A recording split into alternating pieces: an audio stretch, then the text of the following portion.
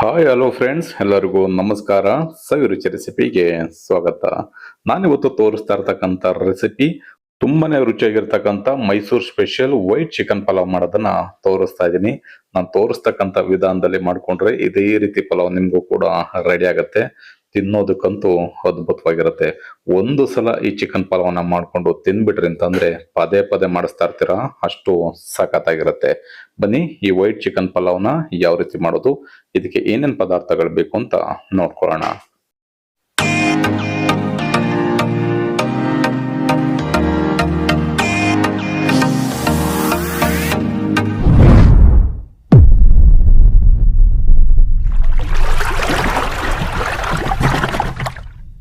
Chicken ಪಲಾವ್ನ ಮಾಡಲಿಕ್ಕೆ ನಾನಿಲ್ಲಿ ಅರ್ಧ ಕೆಜಿ ಅಷ್ಟು ಚಿಕನ್ ನೀಟಾಗಿ ಕಟ್ ಮಾಡಿಸಿ ಕ್ಲೀನ್ ಮಾಡಿ ಇಟ್ಕೊಂಡಿದ್ದೀನಿ. ನೀವೇನು ಚಿಕನ್ ತೊಗೊಳ್ತೀರಾ ಅದೇ ಅಳತೆನಲ್ಲಿ ಅಕ್ಕಿನೂ ಕೂಡ ತಗೋಬೇಕಾಗತ್ತೆ. ನಾನಿಲ್ಲಿ ಅರ್ಧ ಕೆಜಿ ಅಷ್ಟು ಚಿಕನ್ ತೊಗೊಂಡಿರೋದ್ರಿಂದ ಅರ್ಧ ಕೆಜಿ ಅಷ್ಟು ರೈಸನ್ನ ತೊಗೊಳ್ತಾ ಇದ್ದೀನಿ. ನಾನಿಲ್ಲಿ ಒಂದು ಬೌಲ್ನ ತಗೊಂಡು ಇದಕ್ಕೆ 1 ಗ್ಲಾಸಿನಷ್ಟು ಬುಲೆಟ್ ರೈಸ್ನ ಸೇರಿಸ್ಕೊಳ್ತಾ ಇದ್ದೀನಿ. ಅದೇ ಗ್ಲಾಸಲ್ಲಿ ಅರ್ಧ ಗ್ಲಾಸಿನಷ್ಟು ಬಾಸುಮತಿ ರೈಸನ್ನು ಕೂಡ ಸೇರಿಸ್ಕೊಳ್ತಾ ಇದ್ದೀನಿ. ನೀವು ಜೀರಾ ರೈಸ್ ಬೇಕಿದ್ರೂ ಸೇರಿಸ್ಕೋಬಹುದು, ಅಥವಾ ಬುಲೆಟ್ ರೈಸು ಅಥವಾ ಬಾಸುಮತಿ ರೈಸಲ್ಲೂ ಕೂಡ ಮಾಡ್ಕೋಬಹುದು. ಈಗ 1.5 ಗ್ಲಾಸಿನಷ್ಟು ಅಕ್ಕಿನ ತಗೊಂಡಿರೋದ್ರಿಂದ ಇದೇ ಅಳತೆನಲ್ಲಿ ನೀರನ್ನು ಕೂಡ ನಾವು ತಗೋಬೇಕಾಗತ್ತೆ. ಈಗ ಅದೇ ಗ್ಲಾಸಲ್ಲಿ 1.5 ಗ್ಲಾಸ್ ಅಕ್ಕಿಗೆ 3 ಗ್ಲಾಸಿನಷ್ಟು ನೀರನ್ನ ಸಪರೇಟ್ ಆಗಿ ತೆಗೆದಿಟ್ಕೊಳ್ತಾ ಇದ್ದೀನಿ. ಈಗ ನಾನು ಏನು ಅಕ್ಕಿನ ತಗೊಂಡೆ ಅದೇ ಗ್ಲಾಸಲ್ಲಿ 3 ಗ್ಲಾಸಿನಷ್ಟು ನೀರನ್ನ ಒಂದು ಬೌಲ್ಗೆ ಸೇರಿಸ್ಕೊಳ್ತಾ ಇದ್ದೀನಿ. ನಾನಿಲ್ಲಿ ಅಕ್ಕಿನ ನೆನೆಸ್ತೇನೆ ಸೇರಿಸ್ಕೊಳ್ತಾ ಇರೋದ್ರಿಂದ 3 ಗ್ಲಾಸಿನಷ್ಟು ನೀರನ್ನ ಸೇರಿಸ್ಕೊಳ್ತಾ ಇದ್ದೀನಿ. ಅಕ್ಕಿನ ನೆನೆಸಿ ನೀವು ಸೇರಿಸ್ಕೊಳ್ಳೋದಾದ್ರೆ 1.5 ಗ್ಲಾಸ್ ಅಕ್ಕಿಗೆ 2 ರಿಂದ 2.5 ಗ್ಲಾಸ್ ಅಷ್ಟು ನೀರನ್ನ ನೀವು ಸೇರಿಸ್ಕೋಬೇಕಾಗತ್ತೆ. ಅಕ್ಕಿನ ನೆನೆಸದೆ ಸೇರಿಸ್ಕೊಳ್ಳೋದಾದ್ರೆ ನೀವು 2 ಪಟ್ಟಿನಷ್ಟು ನೀರನ್ನ ಸೇರಿಸ್ಕೋಬೇಕಾಗತ್ತೆ. 1.5 ಗ್ಲಾಸ್ಗೆ 3 ಗ್ಲಾಸಿನಷ್ಟು ನೀರನ್ನ ಸೇರಿಸ್ಕೋಬೇಕು.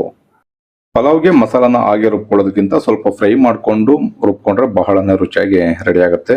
ಮಸಾಲಾನ ಫ್ರೈ ಮಾಡ್ಕೊಳ್ಳಿಕ್ಕೆ ಒಂದು ಫ್ರೈ ಪ್ಯಾನ್ ಬಿಸಿಯಲ್ಲಿ ಇಟ್ಕೊಂಡು ಇದಕ್ಕೆ 1 ಟೇಬಲ್ ಸ್ಪೂನ್ ಅಷ್ಟು ಎಣ್ಣೆ ಸೇರಿಸ್ಕೊಳ್ಳೋಣ. ಎಣ್ಣೆ ಚೆನ್ನಾಗಿ ಬಿಸಿ ಆದ್ಮೇಲೆ ಖಾರಕ್ಕೆ ನಾನಿಲ್ಲಿ ಒಂದು 6 ರಿಂದ 7 ಹಸಿಮೆಣಸಿನಕಾಯಿನ ಸೇರಿಸ್ಕೊಳ್ತಾ ಇದ್ದೀನಿ. 2 ಗೆಡ್ಡೆ ಬೆಳ್ಳುಳ್ಳಿನ ಬಿಡಿಸಿ ಸೇರಿಸ್ಕೊಳ್ಳೋಣ. 1 ಇಂಚಿನಷ್ಟು ಶುಂಠಿ, 2 ಏಲಕ್ಕಿ, 1 ಇಂಚಿನಷ್ಟು ಚಕ್ಕೆ, 3 ರಿಂದ 4 ಲವಂಗ, 2 ಪಲಾವ್ ಎಲೆನ ಸಣ್ಣದಾಗಿ ಕಟ್ ಮಾಡಿ ಸೇರಿಸ್ಕೊಳ್ಳೋಣ. 1 ಅನಾನಸು, ಸ್ವಲ್ಪ ಜಾಪತ್ರೆ, 2 ಮರಾಠಿ ಮೊಗ್ಗು, 1 ಟೇಬಲ್ ಸ್ಪೂನ್ ಅಷ್ಟು ಧನಿಯಾ ಬೀಜ, ಸ್ವಲ್ಪ ಕಲ್ಲುವು, 1 ಅರ್ಧ ಟೀ ಸ್ಪೂನ್ ಅಷ್ಟು ಕಾಳುಮೆಣಸು, ಅರ್ಧ ಟೀ ಸ್ಪೂನ್ ಅಷ್ಟು ಜೀರಿಗೆ, ಸ್ವಲ್ಪ ಸೋಂಪು ಕಾಳು. ಇಷ್ಟು ಪಲಾವ್ ಮಸಾಲೆಗಳನ್ನ ಸೇರಿಸ್ಕೊಂಡು ಎಣ್ಣೆ ಜೊತೆನಲ್ಲೇ 2 ರಿಂದ 3 ನಿಮಿಷ ಎಳೆಯ ಕಾವನಲ್ಲಿ ಇಟ್ಕೊಂಡು ಚೆನ್ನಾಗಿ ಫ್ರೈ ಮಾಡ್ಕೊಳ್ಳೋಣ. ಈ ರೀತಿ ಮಸಾಲಾ ಪದಾರ್ಥಗಳನ್ನ ಎಣ್ಣೆ ಜೊತೆನಲ್ಲಿ ಫ್ರೈ ಮಾಡಿಕೊಂಡು ನಾವು ಪಲಾವ್ನ ಮಾಡ್ಕೊಳ್ಳೋದ್ರಿಂದ ಯಾವುದೇ ರೀತಿ ಗ್ಯಾಸ್ಟ್ರಿಕ್ ಸಮಸ್ಯೆ ಅಥವಾ ಎದೆ ಉರಿ ಬರೋದಿಲ್ಲ. ಹಸಿಮೆಣಸಿನಕಾಯಿನೂ ಅಷ್ಟೇ ಎಣ್ಣೆನಲ್ಲಿ ಫ್ರೈ ಆಗೋದ್ರಿಂದ ನಿಮಗೆ ಖಾರನೂ ಕೂಡ ಅವಾಯ್ಡ್ ಆಗುತ್ತೆ. ಚೆನ್ನಾಗಿ 2 ರಿಂದ 3 ನಿಮಿಷ ಫ್ರೈ ಮಾಡ್ಕೊಳ್ಳೋಣ. ಈಗ 2 ರಿಂದ 3 ನಿಮಿಷ ಚೆನ್ನಾಗಿ ಪಲಾವ್ ಮಸಾಲಾನ ಫ್ರೈ ಮಾಡ್ಕೊಂಡಿದ್ದೀನಿ. ಈಗ ಕಂಪ್ಲೀಟ್ ಆಗಿ ತಣ್ಣಗಾದ್ಮೇಲೆ ಒಂದು ಮಿಕ್ಸಿ ಜಾರ್ಗೆ ಸೇರಿಸ್ಕೊಂಡು ರುಬ್ಕೊಳ್ಳೋಣ. ತಣ್ಣಗಾದ್ಮೇಲೆ ಮಿಕ್ಸಿ ಜಾರ್ಗೆ ಸೇರಿಸ್ಕೊಂಡು ರುಬ್ಬೋದಕ್ಕೆ ಸ್ವಲ್ಪ ನೀರನ್ನ ಸೇರಿಸಿ ಈ ಮಸಾಲಾನ ರುಬ್ಕೊಳ್ಳೋಣ. ಈಗ ಮಸಾಲಾನ ರುಬ್ಕೊಂಡಿದ್ದಾಗಿದೆ. ನಾವಿಲ್ಲಿ ಮೈಸೂರು ಸ್ಪೆಷಲ್ ವೈಟ್ ಪಲಾವ್ನ ಮಾಡ್ತಾ ಇರೋದ್ರಿಂದ ಇದಕ್ಕೆ ಕೊತ್ತಂಬರಿ ಸೊಪ್ಪಾಗ್ಲಿ ಪುದೀನ ಸೊಪ್ಪಾಗ್ಲಿ ಸೇರಿಸಿ ರುಬ್ಕೊಳ್ಳೋದಿಲ್ಲ, ಅದನ್ನ ಒಗ್ಗರಣೆಗೆ ಹಾಗೆ ಸೇರಿಸ್ಕೋಬೇಕಾಗತ್ತೆ. ಈ ವೈಟ್ ಪಲಾವ್ಗೆ ಇಷ್ಟೇ ಮಸಾಲಾನ ಸೇರಿಸಿ ರುಬ್ಕೋಬೇಕಾಗತ್ತೆ. ಇವಾಗ ಈ ಮಸಾಲಾನ ಚಿಕನ್ಗೆ ಸೇರಿಸ್ಕೊಂಡು ಮ್ಯಾರಿನೇಟ್ ಮಾಡ್ಕೊಳ್ಳೋಣ. ಈಗ ರುಬ್ಕೊಂಡಿರ್ತಕ್ಕಂಥ ಮಸಾಲಾನ ಚಿಕನ್ಗೆ ಸೇರಿಸ್ಕೊಳ್ಳೋಣ. ಇದ್ರ ಜೊತೆಗೇನೆ ಒಂದು ಮೀಡಿಯಂ ಕಪ್ಪಿನಷ್ಟು ಮೊಸರನ್ನ ಸೇರಿಸ್ಕೊಳ್ಳೋಣ. ಅರ್ಧ ನಿಂಬೆಹಣ್ಣಿನ ರಸ,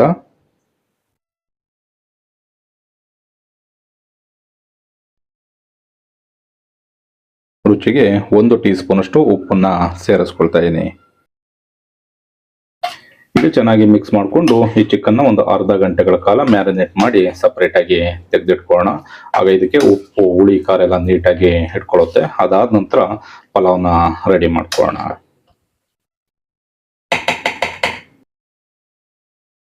ಈಗ ಪಲಾವ್ನ ಮಾಡ್ಲಿಕ್ಕೆ ಒಂದು ಕುಕ್ಕರ್ನ ಸ್ಟವ್ ಮೇಲ್ಗಡೆ ಬಿಸಿ ಆಗ್ಲಿಕ್ಕೆ ಇಟ್ಕೊಂಡು ಇದಕ್ಕೊಂದು 2 ರಿಂದ 3 ಟೇಬಲ್ ಸ್ಪೂನ್ ಅಷ್ಟು ಎಣ್ಣೆ ಸೇರಿಸ್ಕೊಳ್ಳೋಣ.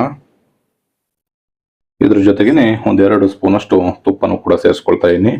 ಮನೆಯಲ್ಲಿ ತುಪ್ಪ ಇದ್ರೆ ಸೇರಿಸ್ಕೊಳ್ಳಿ, ಇಲ್ಲ ಅಂದ್ರೆ ಸ್ಕಿಪ್ ಮಾಡಬಹುದು. ಎಣ್ಣೆ ಮತ್ತೆ ತುಪ್ಪ ಚೆನ್ನಾಗಿ ಬಿಸಿ ಆದ್ಮೇಲೆ ಸ್ವಲ್ಪ ಪಲಾವ್ ಮಸಾಲಗಳನ್ನ ಸೇರಿಸ್ಕೊಳ್ಳೋಣ. ಇದ್ರ ಜೊತೆಗೇನೆ ಒಂದು ಮೀಡಿಯಂ ಸೈಜ್ ಈರುಳ್ಳಿನ ಸ್ಲೈಸ್ ಆಗಿ ಕಟ್ ಮಾಡಿ ಸೇರಿಸ್ಕೊಳ್ಳೋಣ. ಈರುಳ್ಳಿನ ಒಂದು ಅರ್ಧದಿಂದ 1 ನಿಮಿಷ ಫ್ರೈ ಮಾಡ್ಕೋಬೇಕು. ನಾವಿಲ್ಲಿ ವೈಟ್ ಪಲಾವ್ನ ಮಾಡ್ತಾ ಇರೋದ್ರಿಂದ ತುಂಬಾ ಜಾಸ್ತಿ ಕಲರ್ ಚೇಂಜ್ ಆಗೋವರೆಗೂ ಈರುಳ್ಳಿನ ಬೇಯಿಸುವಂತ ಅವಶ್ಯಕತೆ ಇಲ್ಲ. ಈರುಳ್ಳಿ ಸ್ವಲ್ಪ ಫ್ರೈ ಆಗ್ತಿದ್ದಾಗೇನೆ ಇದಕ್ಕೆ ಸ್ವಲ್ಪ ಕೊತ್ತಂಬರಿ ಹಾಗೆ ಸ್ವಲ್ಪ ಪುದೀನ ಸೊಪ್ಪನ್ನ ಸೇರಿಸ್ಕೊಳ್ಳೋಣ.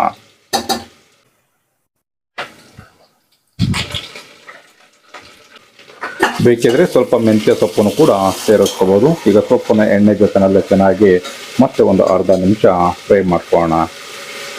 ಈ ರೀತಿ ಈರುಳ್ಳಿ ಸೊಪ್ಪೆಲ್ಲ ಫ್ರೈ ಆದ್ಮೇಲೆ ಈಗ ಮ್ಯಾರಿನೇಟ್ ಮಾಡಿ ಇಟ್ಕೊಂಡಿರ್ತಕ್ಕಂಥ ಚಿಕನ್ ಇದಕ್ಕೆ ಸೇರಿಸ್ಕೊಳ್ಳೋಣ.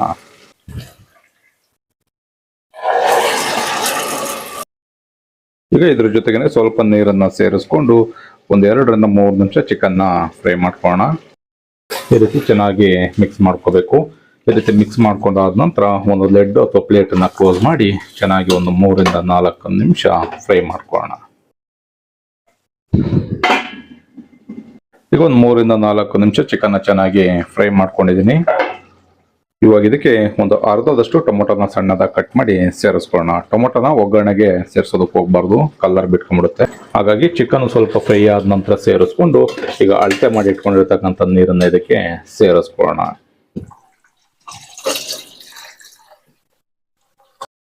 ಚಿಕನ್ನ ಮ್ಯಾರಿನೇಟ್ ಮಾಡಬೇಕಾದ್ರೆ ಆಲ್ರೆಡಿ 1 ಟೀ ಸ್ಪೂನ್ ಅಷ್ಟು ಉಪ್ಪನ್ನ ಸೇರಿಸ್ಕೊಂಡಿದ್ದೆ. ಈಗ ರುಚಿಗೆ ಎಷ್ಟು ಬೇಕೋ ಅಷ್ಟು ನೋಡ್ಕೊಂಡು ಮತ್ತೆ ಉಪ್ಪನ್ನ ಸೇರಿಸ್ಕೊಂಡು ಚೆನ್ನಾಗಿ ಕುದಿ ಬರಬೇಕು, ಅಲ್ಲಿವರೆಗೂ ಬೇಯಿಸ್ಕೊಳ್ಳೋಣ. ಈಗ ಚಿಕನ್ಗೆ ನೀರನ್ನ ಸೇರಿಸಿ ಆದ್ಮೇಲೆ ಚೆನ್ನಾಗಿ ಕುದಿ ಬರೋವರೆಗೂ ಬೇಯಿಸ್ಕೊಂಡಿದ್ದೀನಿ. ಇವಾಗ ಇದಕ್ಕೆ ತೆಗೆದಿಟ್ಕೊಂಡಿರ್ತಕ್ಕಂಥ ಅಕ್ಕಿನ ತೊಳೆದು ಸೇರಿಸ್ಕೊಳ್ಳೋಣ.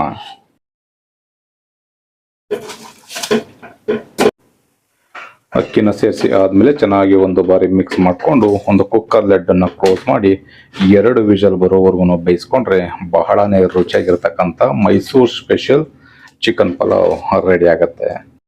ಈಗ ಸ್ವಲ್ಪ ಕುದಿ ಬಂದ ನಂತರ ಒಂದು ಕುಕ್ಕರ್ ಲೆಡ್ ಅನ್ನ ಕ್ಲೋಸ್ ಮಾಡೋಣ.